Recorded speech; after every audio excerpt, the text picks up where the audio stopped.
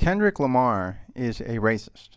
Before I elaborate, I'd like to explain the nature of my disdain for racism and all other bigotries. I am not opposed to racism, or sexism, or classism, because I believe that Black Lives Matter, the future is female, or that the workers of the world need to unite. As far as I'm concerned, niggas ain't shit, bitches be trippin', and all you brokies can get to eatin' the rich once you're done making me a sandwich. I'm just playing. The real reason I give a fuck about any of the aforementioned social maladies is that they violate people's right to a fair shake. When judging other people, rather than ask that we focus on their values, principles, and behavior, bigotry demands that we scrutinize their skin color, genitals, and bank balance. And I find this orientation inherently offensive. I believe it is obscene, irrational, and immoral for a person to point to any such characteristics as a justification for viewing, much less treating, other human beings differently than they otherwise would. And I am committed to building a world where this kind of idiocy is universally abhorred, regardless of the identities of its perpetrators or its victims. To summarize, my opposition to racism is based not on an affinity for or solidarity with historically marginalized groups, but a recognition of the principle that everyone deserves a fair shake, and no one should have the fairness of their shake be compromised by the bullshit that captures the attention of bigots.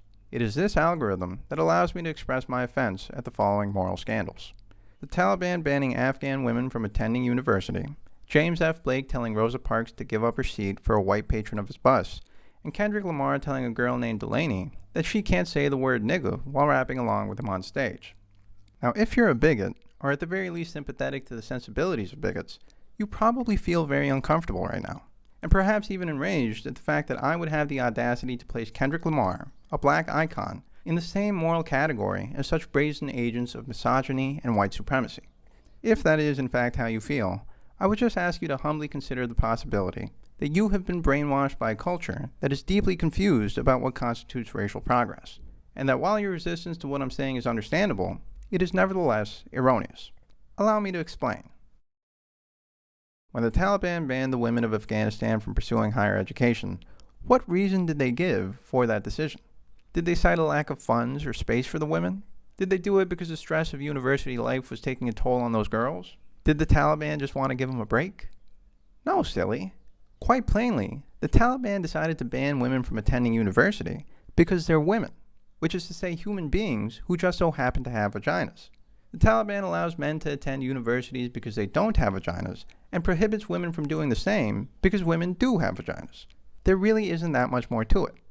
Under the worldview of the Taliban, the having of a vagina in and of itself nullifies one's right to an education, and it is the duty of all good-thinking people, whether they have vaginas or not, to endorse this despicable norm as if it was sensible, just, and necessary for the flourishing of the Afghan people.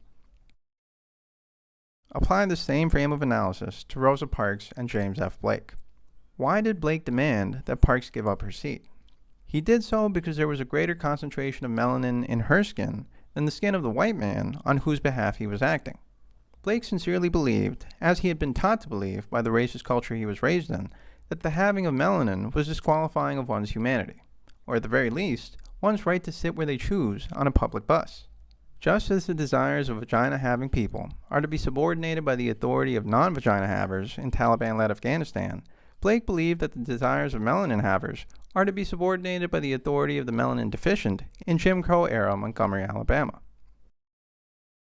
Now, before I demonstrate how neatly Mr. Morale fits into the schema, I'd like to rebut a point of confusion that idiots and assholes often raise in protest to the kinds of noises I'm currently making.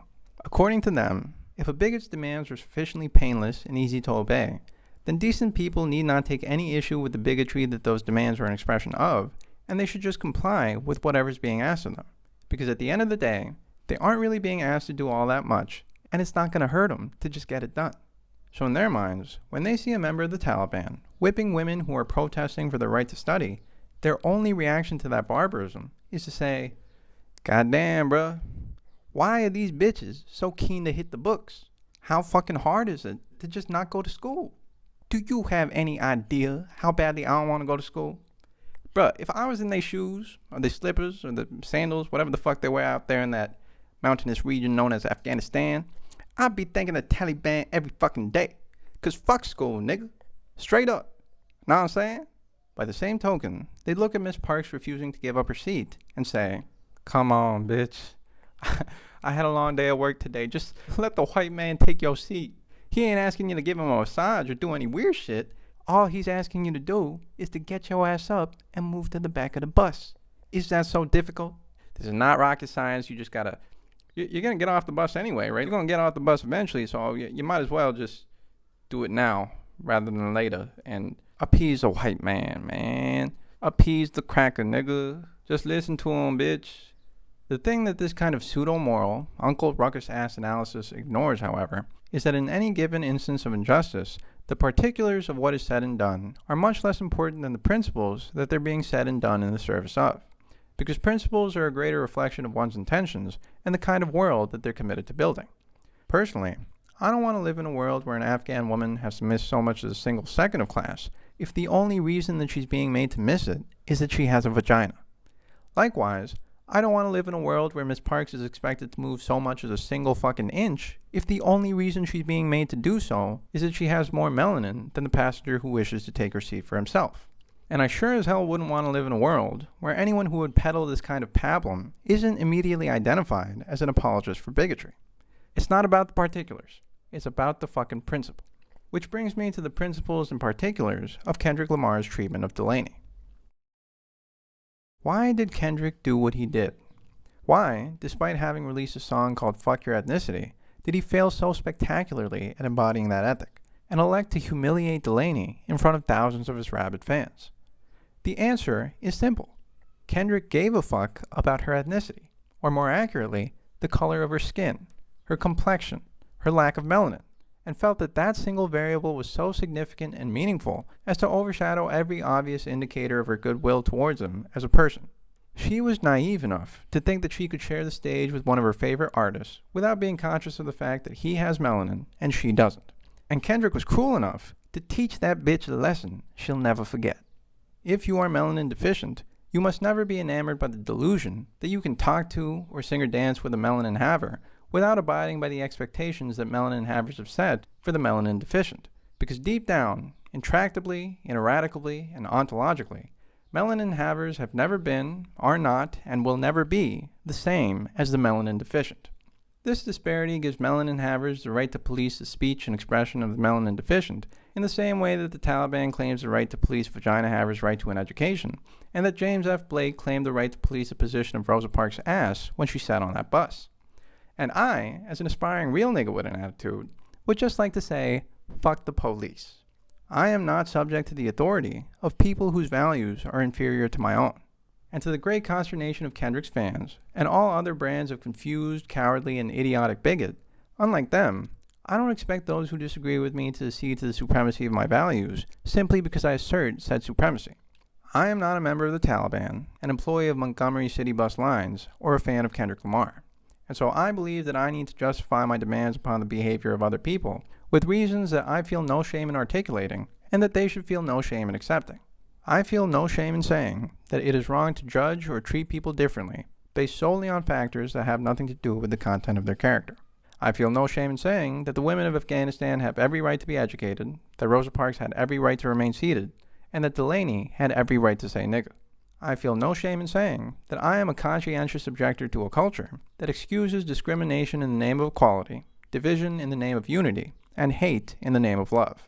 And for anyone who needs a reminder of what real equality, unity, and love looks like, here it is.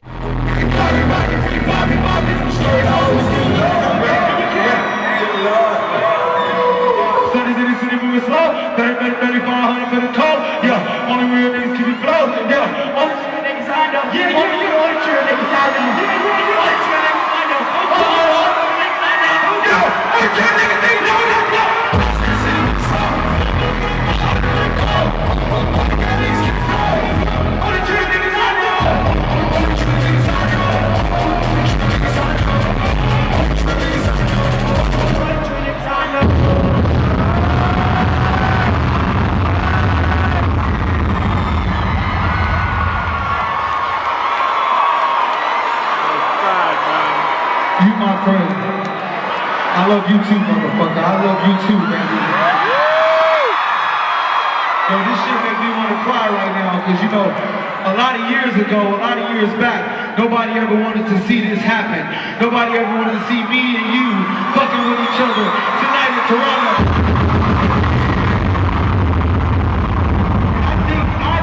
I think you just unlocked the last level for tonight in Toronto. Toronto, make some noise for Toronto! Are you ready, motherfucker? Chase me! Wasn't that beautiful? Wasn't that heartwarming? Wasn't that much more uplifting and majestic and graceful than this fucking bullshit?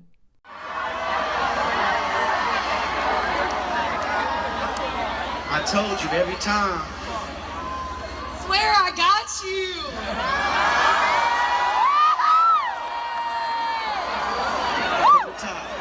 Rules and Crips all got along. They probably got me down by the end of the song. Seem like the whole city go against me. Every time I'm in the street, I hear letting go, waiting for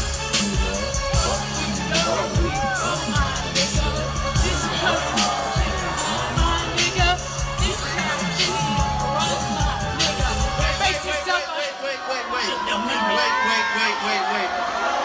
Am I not cool enough for you? What's up, bro?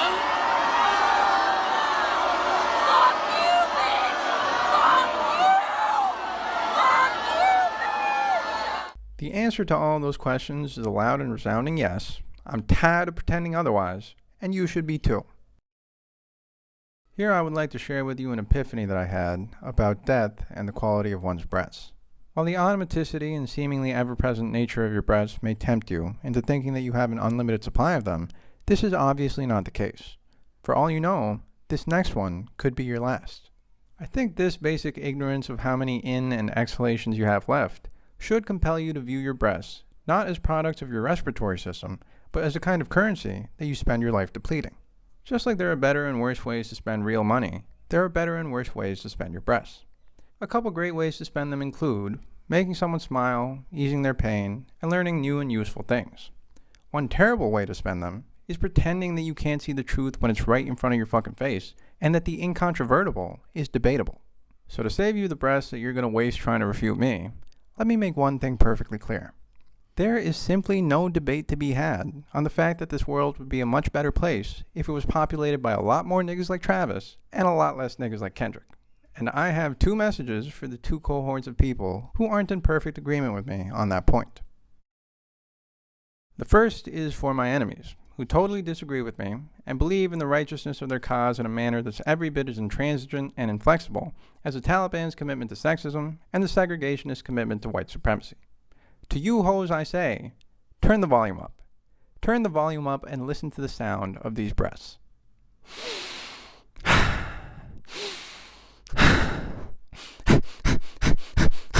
Contained within each of those huff-puff combos was a heartfelt, fuck you, you bitch-ass nigga. And although I don't actually hate you, and I recognize that you are nothing but an unthinking and unfortunate force of nature, akin to a mosquito in search of a host, or a dung beetle in search of some shit, now is not the time for such a refined appraisal of your miserable existence. Now is the time to make you feel fear, for that is the only appropriate emotion to provoke in a creature that refuses to feel shame. And with how I'm about to be spending these breaths, nigga, you should be afraid. I'm telling you right now, you should be wetting your bed, shitting yourself, shaking your boots, alright? Because I'm gonna fucking kill you. Not with these hands, but with these words. You gonna see what this mouth do. Pause. And resume. My second message is for those who aren't sure what to think of what I've said so far, who would be so callous as to sit on the fence that demarcates good and evil, and so moronic as to think that the world pays no price for that ambivalence. Now, in your defense, maybe the rot of our current cultural moment is so pervasive and widespread that you're genuinely unable to parse claims of the sort that I've made in this video. I'm not sure how this could be the case when I've made everything as simple and easy to follow as I can, and this whole piece is essentially a would you rather question with two binary options that couldn't be more diametrically opposed to one another, but regardless, I'm willing to accept that you are just a retarded person who's a product of a retarded culture that has utterly failed to teach you the difference between up, down, left, right, good, bad, and everything in between. Okay? If you feel that that's an accurate characterization of your apprehension towards what I'm saying, just know that I'm not judging you. We all gotta start somewhere, and it would be my honor to be your first teacher on a topic as consequential as the bases by which you should judge other people. However, I don't think this is the real reason that most people will claim to be stuck in the middle on this issue. I think the real reason is that most people are too pussy to be provocative and turn up the tension. Most people are too pussy to be unapologetic in their repudiation of an obnoxious negative piece which demands that one group of people passively accept their unjust plight, and their endorsement of a much more substantive and positive piece which demands that all people respect the dignity and worth of human personality. Simply put, most people are too pussy to say with their chest that all niggas are created equal. And here I must repeat that we are paying an intolerable cost for our collective acquiescence to this kind of cowardice. Every breath you waste continuing to say the N-word instead of nigga or nigger is a breath you breathe in the service of bigotry, superstition, and stupidity. It's also a breath that keeps us from discovering the kind of world we could be living in and the kinds of bonds we could build and experiences we could have if you weren't such a fence-sitting faggot. For instance, when I publish this essay, I'm going to be dedicating it in part to the memory of Mac Miller, who by all accounts was a real-ass nigga. It is truly astonishing to see how positively he influenced those who crossed paths with him, and how ubiquitously he is praised as a good person. But there's one specific account of Mac's greatness that made me cry the first time I saw it, and which still gets me going when I check back on it once every couple of years, which is what Schoolboy Q had to say about him in this interview. You remember your last conversation with him?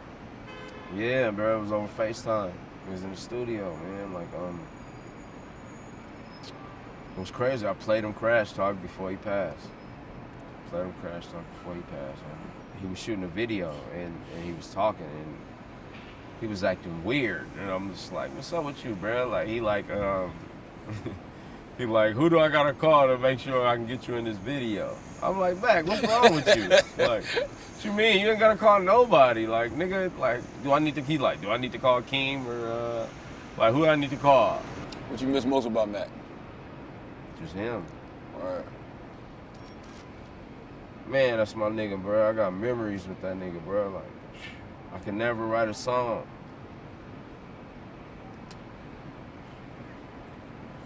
Damn. Yeah. Did you give you a chance? Did you give yourself a chance to grieve?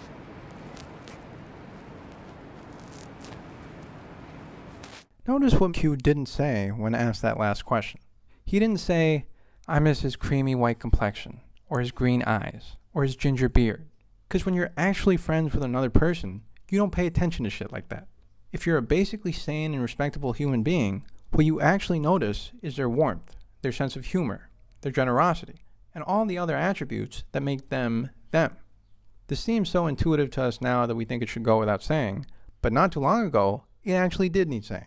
Okay, it needed saying and standing and sitting and writing and singing and marching and fighting. And only after all of that valiant work was done did we arrive at a world where we could witness a friendship as beautiful and rich and unencumbered by concerns of color as the friendship between Mac Miller and Schoolboy Q. The sacrifices of the brave men and women of the past, who have had to suffer far greater hardships than the pussies of the present, are what have delivered us to where we're at today.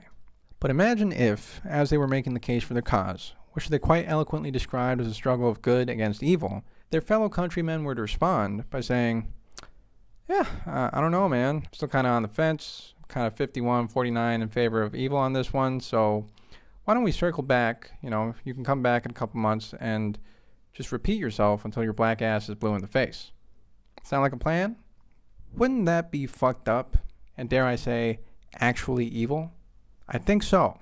I think knowing what we know now about how real and substantial the friendships that lie on the other side of our past cultural debates about segregation are, we can blame the white moderates who bit their tongues throughout those dialogues for their role in delaying us from witnessing the fruits of their more enlightened compatriots' labor.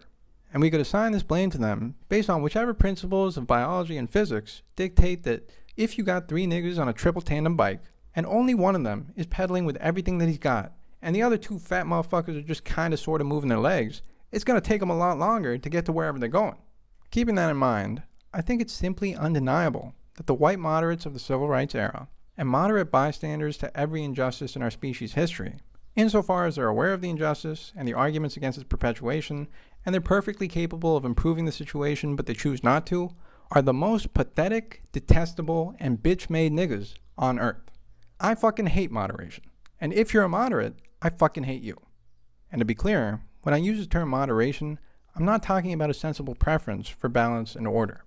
I'm talking about an orientation that views moderation as a synonym for good and extremism as a synonym for bad.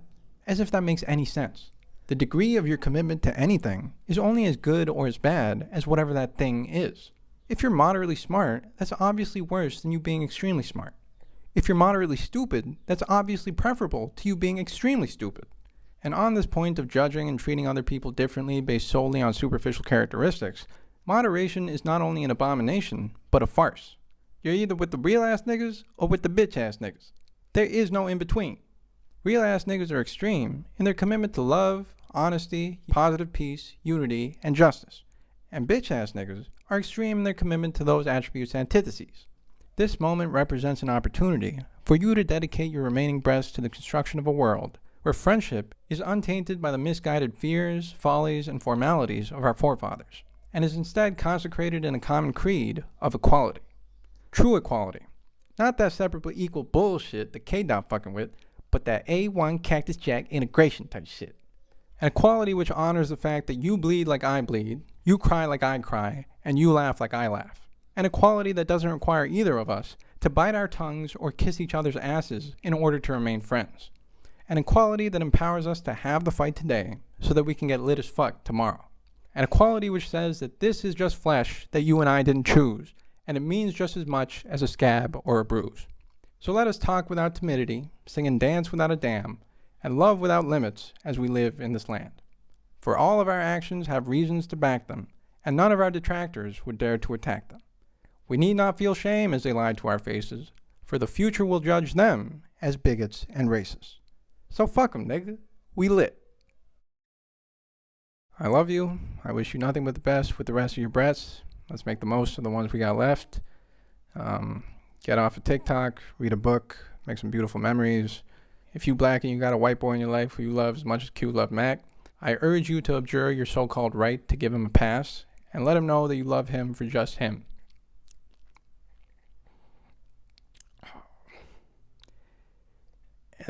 And then at the